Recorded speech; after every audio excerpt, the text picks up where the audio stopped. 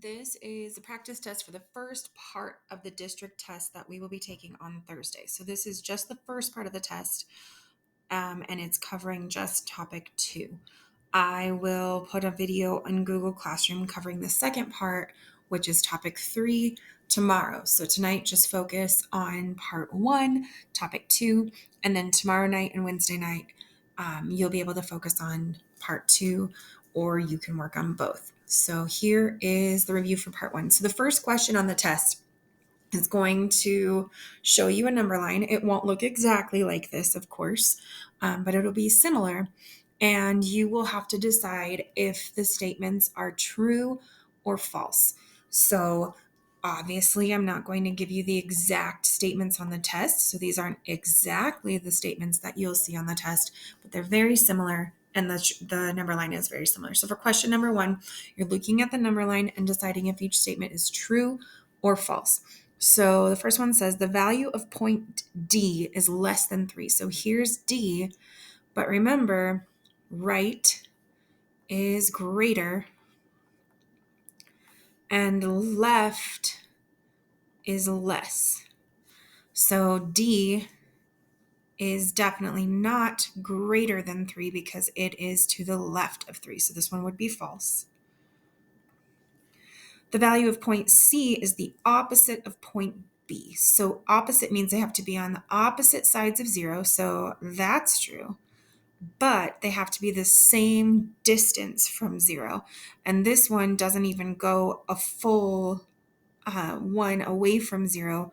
And this one is more than 1 away from 0. So they are definitely not opposites. So that one is also false. So in order for them to be opposites, they have to be on opposite sides and be the same distance. So the opposite of B would be right around here. All right, the next one, the value of point A is greater than point C. So A is all the way over here and C is all the way over here. And first of all, A is negative and C is positive. So A is definitely less. Also, A is to the left, C is to the right. So even though C is close to 1 and A is close to -4, remember this is negative. So the number doesn't really change anything because the A is to the left of C. So A is not greater than C. It is definitely less than C. So that is also false. All right, the value of point A is less than -4. So again, it hasn't gone all the way to -4. So it kind of makes you think it's less than -4. But in order to be less than -4, it would have to be to the left of -4.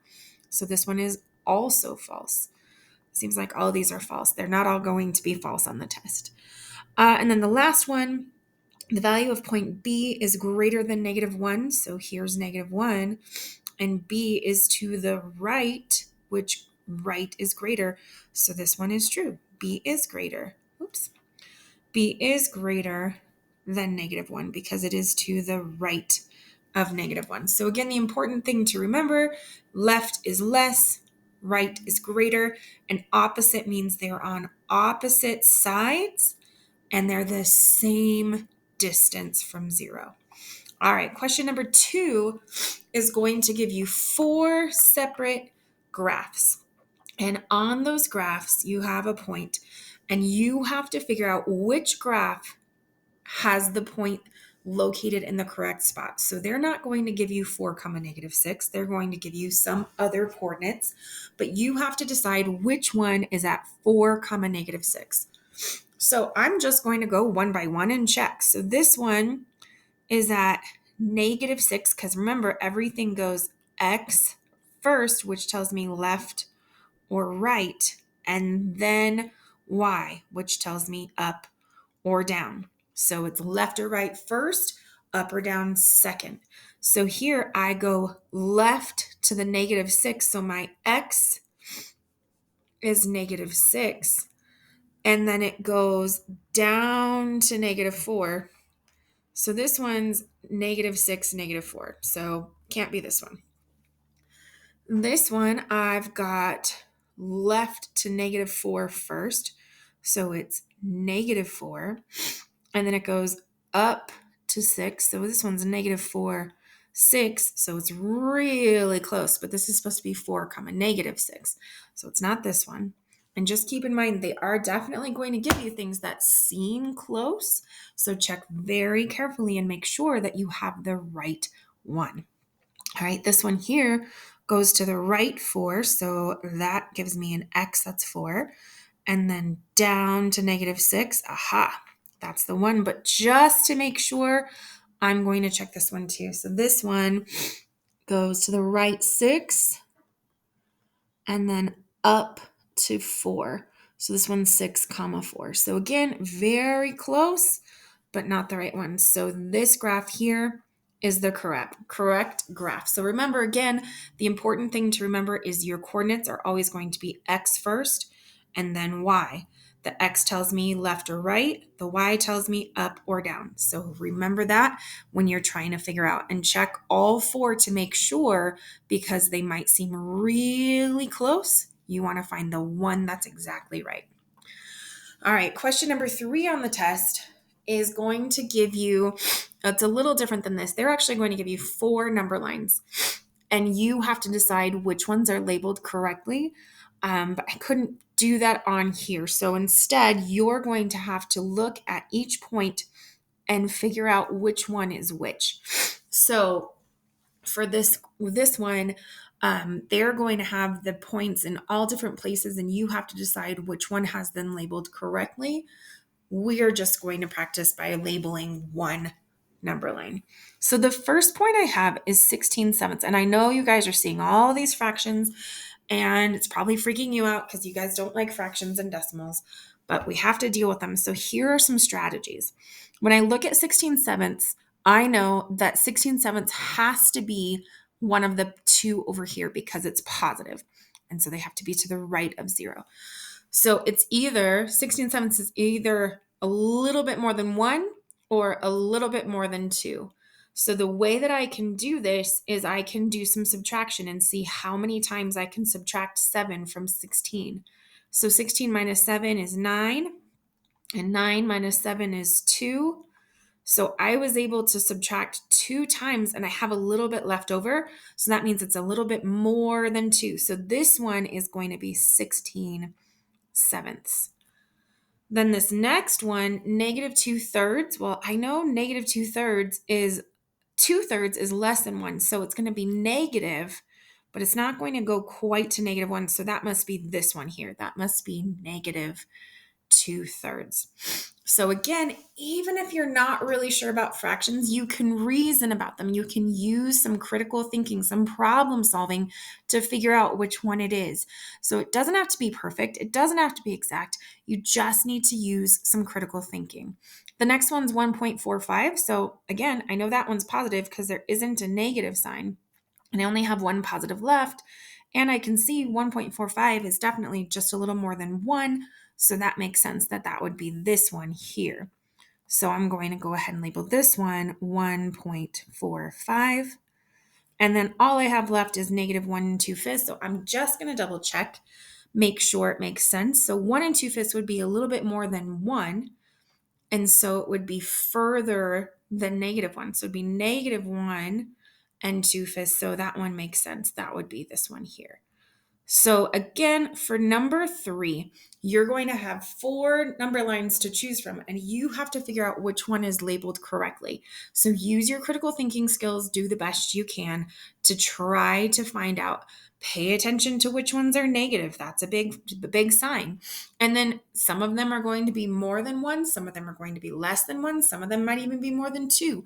You have to use some critical thinking to figure that out. So even if you're not sure about fractions and decimals, you can figure this problem out. Just use that critical thinking. All right, numbers 4, 5, and 6 on the test all use the same graph, and you're just using the information on the graph to answer the question. So the first one says a coordinate plane with points P and S is shown below. So the graph is going to look very similar to this one, but obviously not exactly the same. So we have P and S. Here it says point Q not shown. There's no Q here. So you have to figure out where Q is. So it says point Q is a reflection of P across the y-axis. So remember, if it's reflected across the y-axis, that means the y-axis is the mirror. So it has to fold and meet up over here.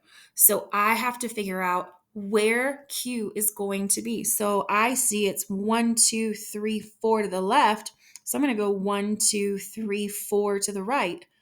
And again, my y stays the same because they're staying on the same line. So what are the coordinates of point Q? The coordinates of point Q, let's see, it would be 4 to the right. So that's positive 4 for my x, and up 8. So it's 4 comma 8. That would be Q. And it says explain your thinking. This is so important. Make sure you explain your thinking, because if you don't explain your thinking, you can't get the full points. So if I was to explain my thinking, I would say point Q is reflected in the y-axis. So the y-axis is the mirror, which means it has to be on the opposite side and the same distance away. So if I look at this, I can see Q is on the opposite side of the y-axis from P, and it's the same distance away. It's 1, 2, 3, 4 away, just like this is 1, 2, 3, 4 away. So then for number 5, it says a coordinate plane points P and S. The coordinate of point S is -4, comma, -8. So that's this one here. Explain how point S is related to point B. Point P.